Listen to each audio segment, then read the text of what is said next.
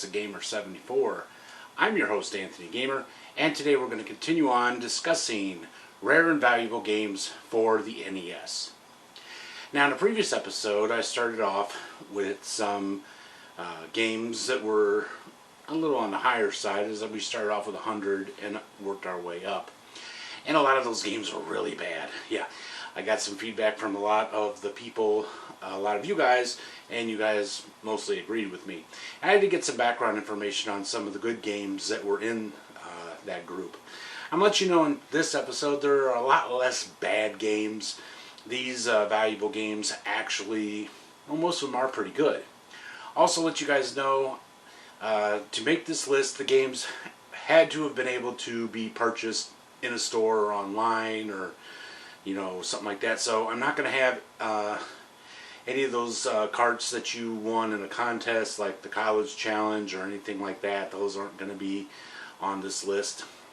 So without further ado, let's get into the games. And our first game for today is Linus Spacehead's Cosmic Crusade. Now, the story behind this game is that you take on the role of Linus. He has no money, no car, and no respect from his fellow Linemen. The trouble is, no one believed his tale of discovering a faraway planet called Earth, so it's your job to help him get back there and take some handy snaps. Yeah, this kind of reminds me a lot of Maniac Mansion, except for it's not as good.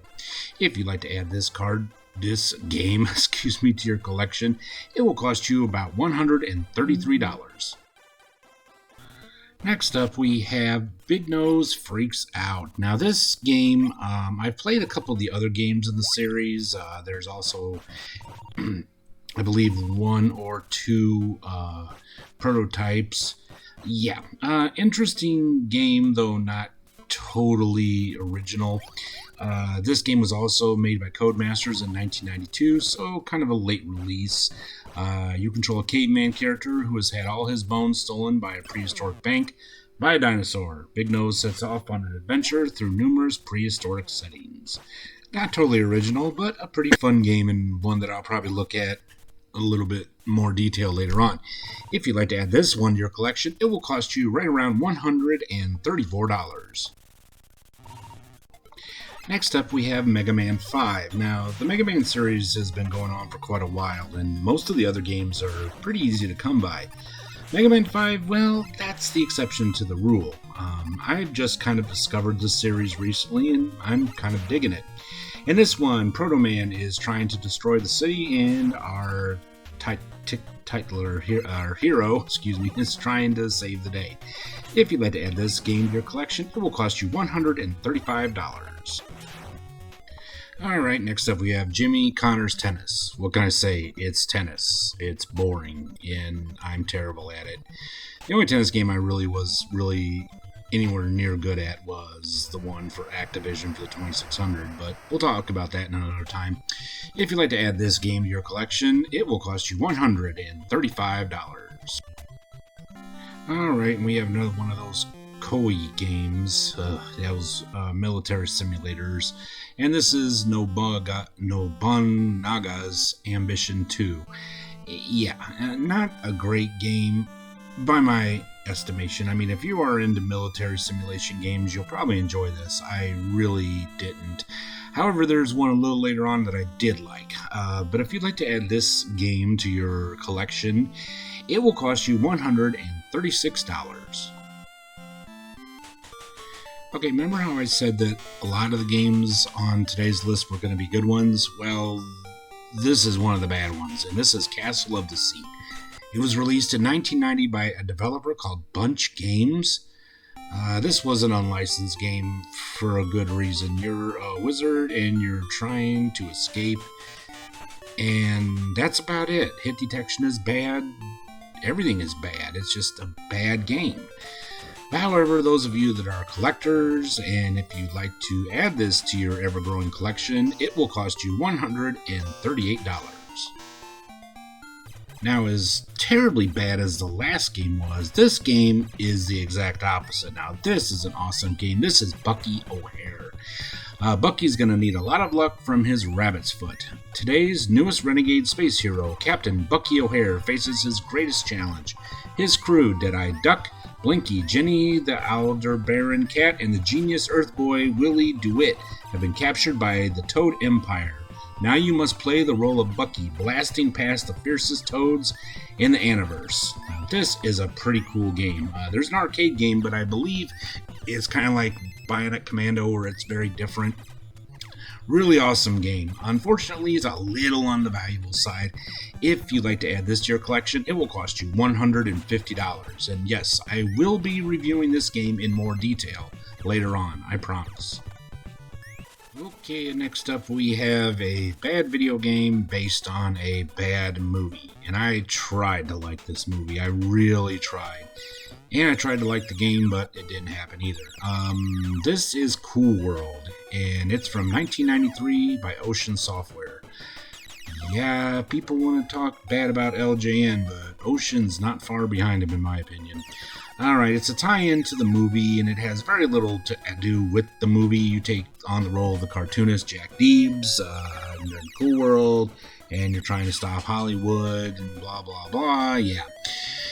It's not a good game at all. Probably one that you should pass by unless you are a collector, and if you are a collector, this game will cost you around $150.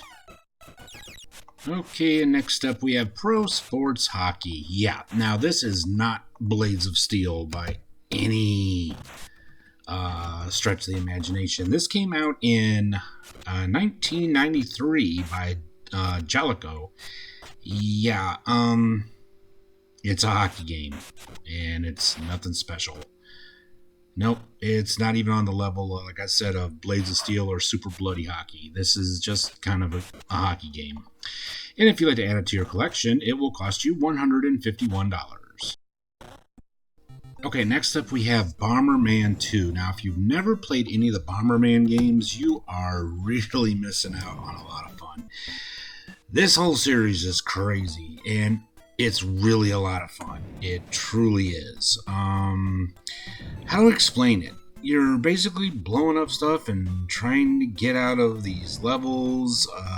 You blow these guys up, and it's a pretty cool game. There's just no other way to explain it. You blow up stuff and their strategy. It's a pretty cool game. Every game in this series I've really, really enjoyed. However, this one's a bit on the expensive side. If you would like to add this game to your collection, it will cost you right around $156.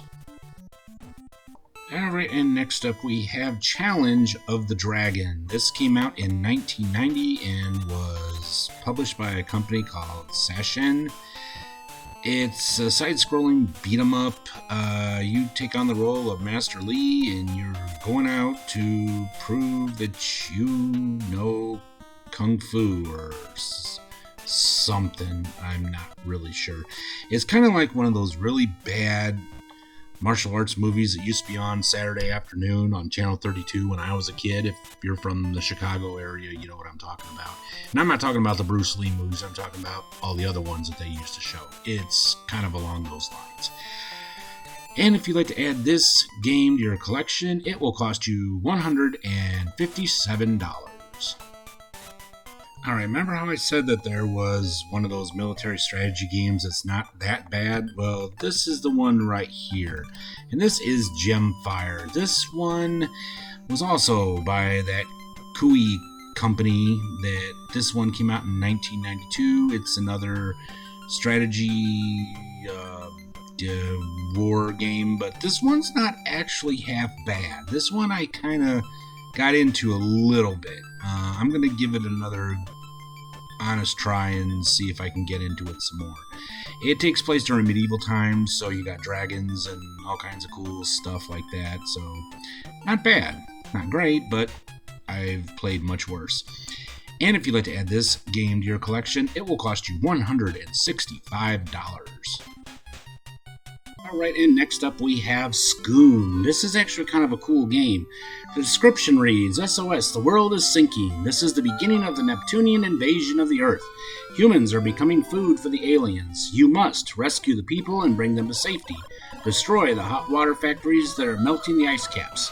Destroy the biofactories which create more scary Pyram, Ankos, and more. Destroy the base where hateful Neptunians live. You must rescue the Earth. SOS, SOS, the world is sinking. Neptunian invasion has begun. It's kind of a cool game, not totally original. It was released in 1986 by a company called IREM. If you'd like to add this actually pretty cool game to your collection, it will cost you $165. Alright, next up we got one that's kind of a stinker, and this is King Neptune's Adventure. Yeah, this one was unlicensed, and you can kind of see why.